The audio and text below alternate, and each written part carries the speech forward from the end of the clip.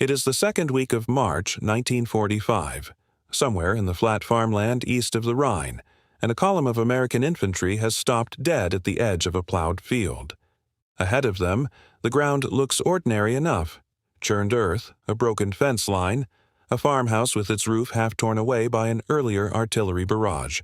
But the lieutenant at the head of the column knows better than to trust ordinary ground. 3 days earlier, a scout from another company lost his foot 50 meters from where these men now stand, and the word has traveled fast through the ranks. Somewhere under that soil, sown by retreating German engineers in the last frantic weeks of the war, lies a belt of Schu-mines and Teller mines, and nobody in the column has a map of where they begin or end. Then, from the farmhouse doorway, a boy appears. He cannot be more than 11 or 12, thin in the way that German children had become thin by the last winter of the war, wearing a coat several sizes too large that once belonged to an older brother or a father now missing on some other front. He does not run. He does not raise his hands in the reflexive gesture of surrender that adults in this shattered landscape had learned to make. Instead, according to the story that has been passed down through veterans' reunions and regimental newsletters in the decades since, he simply begins to walk, tracing a line through the field that only he seems able to see, stepping exactly where the ground had been left undisturbed by the men who buried the mines. Whether he had watched them lay it, whether he had counted their paces from the fence post, or whether he simply knew this field, the way any farm child knows every furrow of the land he has grown up on, the details have not survived intact. What survives is the image: a frightened, undernourished boy from the enemy nation walking ahead of an American infantry column, quite possibly saving a dozen lives with nothing more than memory and nerve. Stories like this one occupy an uncomfortable place in the historical record. They are not the stuff of official after-action reports, which tend to record casualties, objectives taken, and enemy strength encountered, but rarely the name of a farm boy who happened to know where the mines were. They survive instead in oral history, in the letters soldiers wrote home and later donated to local historical societies, in the reminiscences collected decades afterwards when veterans, growing old, began finally to talk about the things that had stayed with them. This particular tale exists in that gray zone, widely repeated in veteran circles and regimental lore from the Rhineland campaign, yet never pinned down to a single verified name, unit, or precise date. What can be said with confidence is that the conditions which made such an encounter entirely plausible were everywhere in Germany that spring, and that similar acts, some documented, some not, took place across the collapsing Reich in early 1945. This is a story that matters not because every detail can be footnoted, but because it captures something true about the chaos of that final winter, when the line between enemy and rescuer, adult and child, soldier and civilian, blurred almost beyond recognition. To understand why a child's knowledge of a single field could mean the difference between advance and disaster, you have to understand what the German army had been doing to the ground beneath its own retreating feet. By the winter of 1944 into 1945, German military doctrine had shifted decisively towards defense in depth, and nowhere was this more visible than in the sheer density of mines sown across the western approaches to the Reich. The Wehrmacht had, by some post-war estimates, laid more than 1 million mines along the Siegfried Line and its extensions alone, a network reinforced hastily and unevenly as the front collapsed eastward. Engineers worked at night, often without proper records, often using whatever ordnance remained in depleted stores, laying anti-personnel shoe mines, whose wooden casings defeated contemporary metal detectors, alongside heavier Teller mines meant to stop tanks and lorries. Minefields were frequently laid by units who then retreated or were destroyed before anyone thought to file a report on their exact boundaries. In many sectors, the Germans themselves lost track of where their own mines lay, a fact confirmed by post-war accounts of German veterans returning to help Allied clearance teams and finding they could no longer reconstruct the patterns they had once memorized under fire. For advancing American forces, this created a problem that outstripped anything training manuals had fully anticipated. Combat engineers with mine detectors could clear a lane, but doing so was slow, and slowness in the spring of 1945 was itself a kind of danger. Because every day spent probing a single field was a day the German defense had to regroup elsewhere. Roughly 1 in 5 American casualties in the final push through Western Germany is estimated to have come not from small arms or artillery, but from mines and booby traps, a statistic that varied wildly by sector, but which haunted every infantry unit moving through farmland, hedgerow country, and the outskirts of towns still nominally held by scattered Wehrmacht and Volkssturm units. Commanders desperate to maintain the pace of the advance turned, when they could, to any source of local knowledge available. Captured German soldiers, retreating stragglers willing to talk in exchange for safety, and, more often than official histories care to record, civilians. Farmers who had watched the mines go in. Old men too old to have been conscripted. And, on occasion, children who had spent weeks confined to their homes while soldiers dug in the fields they used to play in, absorbing, almost without meaning to, a map of the danger around them that no adult had thought to write down. This was the vacuum into which stories of civilian guides, including child guides, inevitably fell. There was no formal program for recruiting them, no training, no chain of command that accounted for a farm boy walking point ahead of a rifle squad. What existed instead was improvisation born of necessity, repeated in isolated, unrecorded moments across hundreds of villages as the front rolled eastward. An officer, faced with a field he could not afford to lose an hour clearing by hand, would ask the nearest civilian a simple question. "Do you know where they buried it?" Sometimes the answer was a shrug. Sometimes it was a boy stepping forward, because he had spent the better part of a fortnight watching from an attic window as gray-uniformed men worked a line across his family's field, and because staying inside a farmhouse that might be shelled at any moment felt, to a child raised on wartime fear, no safer than walking a path he was fairly sure he remembered correctly.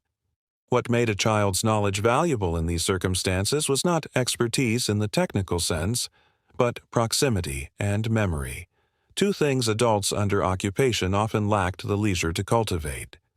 German mine-laying crews worked according to patterns, staggered rows a set number of paces apart, marker stakes sometimes removed once the work was finished to deny exactly this kind of intelligence to anyone watching. A child who had spent days confined to a farmhouse with nothing to do but watch through a cracked shutter might retain, almost photographically, the rhythm of where the diggers had stopped, turned, and moved on, in a way a distracted adult managing a household under bombardment simply had not. Soldiers who relied on such guidance did so at real risk, both to themselves and to the child leading them, since memory is fallible and a single misremembered pace could be fatal. Accounts from the period describe American officers walking directly behind their young guides, close enough to place their own boots in the same prints, a grim vote of confidence in a child's recollection that speaks to how few better options existed. There was no equipment involved beyond a keen eye and a willingness to walk first. No manufacturing process. No classified production numbers. Only the raw calculation that a frightened boy's memory was, in that specific field, more reliable than a mine detector that had already proven unreliable against wooden-cased ordnance. If you're finding this interesting, a quick subscribe helps more than you know. Where such guidance is documented rather than simply remembered, the pattern tends to repeat itself with variations of scale and outcome. Divisional histories from the U.S. 9th and 1st Armies, pushing towards the Rhine in February and March of 1945, contain scattered references to civilians, sometimes named, more often not, who pointed out mined roads, booby-trapped farm buildings, or the safe verges along paths their own retreating army had sown with explosives. In the town of Jülich, heavily fought over in that same period, accounts describe local residents directing engineers around device-laden rubble in exchange for the safety of remaining in their cellars rather than being displaced. Further south, near the approaches to the Rhineland town of Rheinbach, oral histories collected decades later by local heritage societies describe children guiding jeeps and foot patrols around field mines their fathers or older brothers had helped lay before being conscripted or killed. None of these accounts individually rise to the level of rigorous documentation the wider war affords events like Operation Overlord or the Battle of the Bulge. They exist instead as fragments, corroborated more by their consistency across separate testimonies than by any single unimpeachable source. The story of the boy in The Ploughed Field belongs to this same category. Not proven false, not proven in the way a battle report can be proven, but consistent with a pattern repeated often enough, in similar circumstances by similarly desperate people, that dismissing it outright would mean dismissing a great deal of what we otherwise accept about how the final months of the war in the West were actually fought, house by house and field by field, far from the tidy lines on a general's map. It is worth pausing on how this compares with what happened elsewhere along the collapsing Western Front, because the pattern was not unique to the Rhineland, even if the details of any single encounter remain difficult to pin down. In France and Belgium during the earlier liberation of 1944, similar dynamics had already played out, though there the civilians offering guidance were, by definition, friendly rather than enemy nationals, which removed at least one layer of the moral and psychological complexity present in the German case. French farmers pointed Allied engineers around fields the Germans had mined during 4 years of occupation, and resistance networks in some areas maintained their own rough sketches of German defensive works, passed to advancing troops through liaison officers. What made the German instances different and rarer in the historical record is precisely that the guides were drawn from the population. The advancing army had spent months fighting, a population with every reason, by the propaganda logic both sides had spent years reinforcing, to view the approaching soldiers as an occupying threat rather than a liberating one. That a child would choose, in that moment, to treat an American patrol as someone worth protecting, rather than someone to be feared or resisted, says something about how thoroughly the ideological scaffolding of the Reich had already collapsed for ordinary families by early 1945, whatever remained of it in official propaganda broadcasts.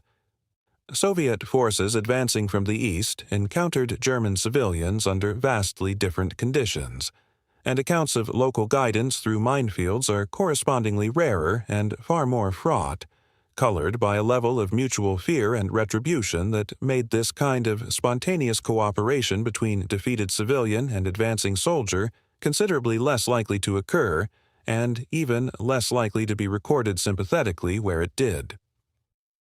The psychological dimension of these encounters is, if anything, harder to pin down than the physical risk involved, and yet it may be the more significant legacy.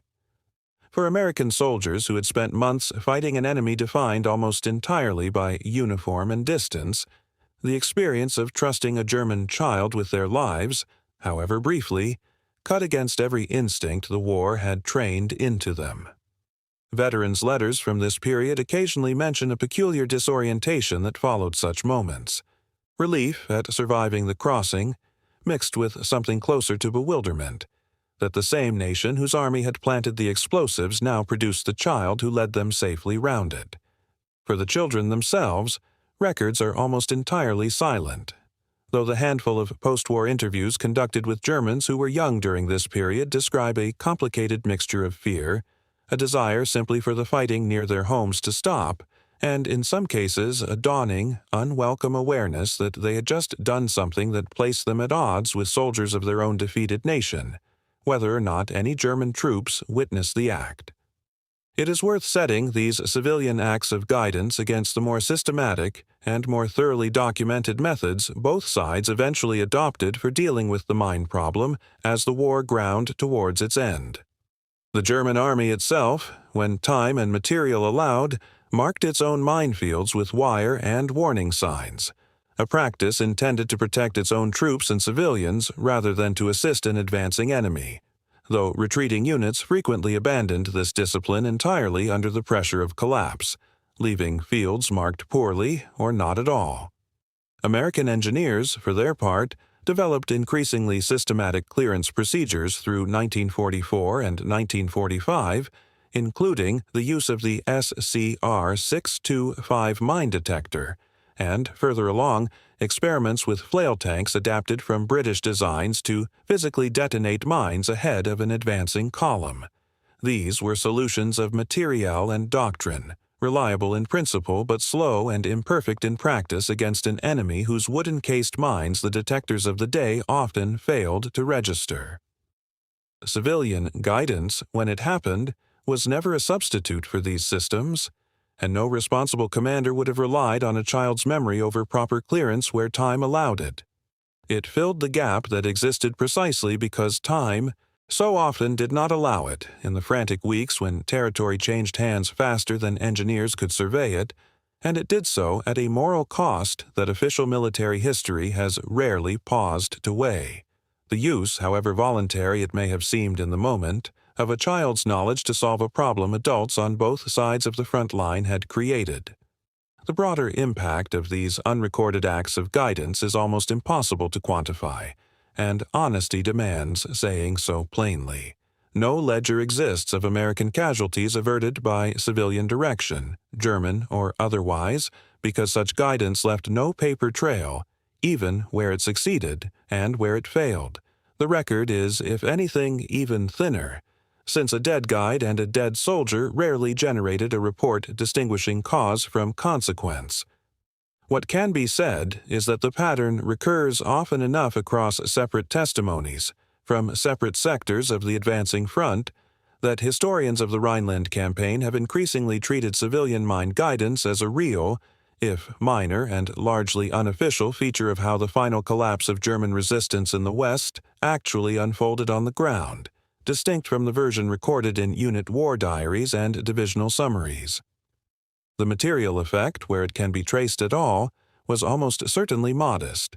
A handful of casualties avoided in isolated incidents, a few hours of clearance time saved, the kind of small tactical mercy that never alters the outcome of a campaign already decided by the collapse of German industrial capacity and the exhaustion of its remaining armies.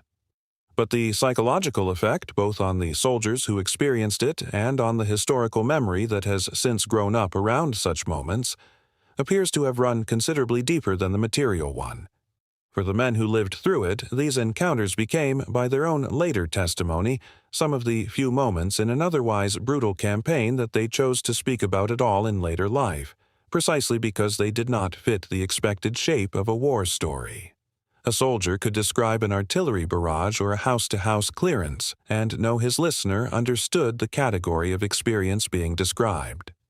A story about trusting a German child to walk you through a minefield resisted easy categorization, and perhaps for that reason it lodged more stubbornly in memory, resurfacing decades later at reunions and in oral history projects when the more conventional combat narratives had already been told many times over.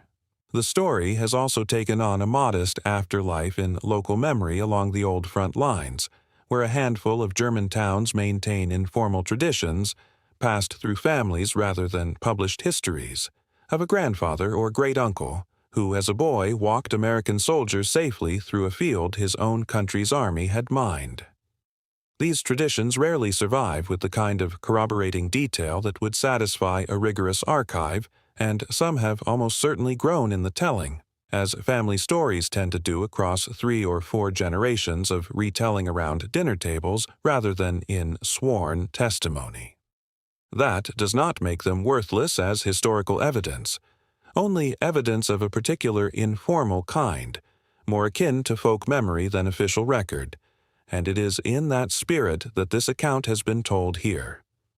Whether the specific boy at the center of this account can ever be named, whether the farmhouse still stands, whether the unit he guided can be identified from surviving muster rolls, remains, for now, beyond what the available record allows anyone to say with certainty. What endures, regardless of the gaps in the paper trail, is the picture itself, returned to now as it was at the start. A boy, too thin for his coat, standing in a doorway between a retreating army that had mined his family's field and an advancing one that did not know where those mines lay, choosing, for reasons no surviving document fully explains, to walk first. He was not a soldier. He owed the men following him nothing, and the nation whose uniform they wore had, only weeks or months earlier, likely killed someone he knew. And yet he walked, tracing a path that existed nowhere on any map but inside his own memory of a field he had watched from a cracked window through the worst winter of his young life. If the details cannot all be verified, the shape of the act can be recognized again and again across the Rhineland in the spring of 1945, in farmhouse after farmhouse, field after field, wherever a war built on maps and mine belts and general staff planning came finally to depend, at its rawest and most desperate edge, on the memory of a child. That, more than any single confirmed name or unit designation, is the story worth telling. Not of a battle won by strategy, but of a war's ending shaped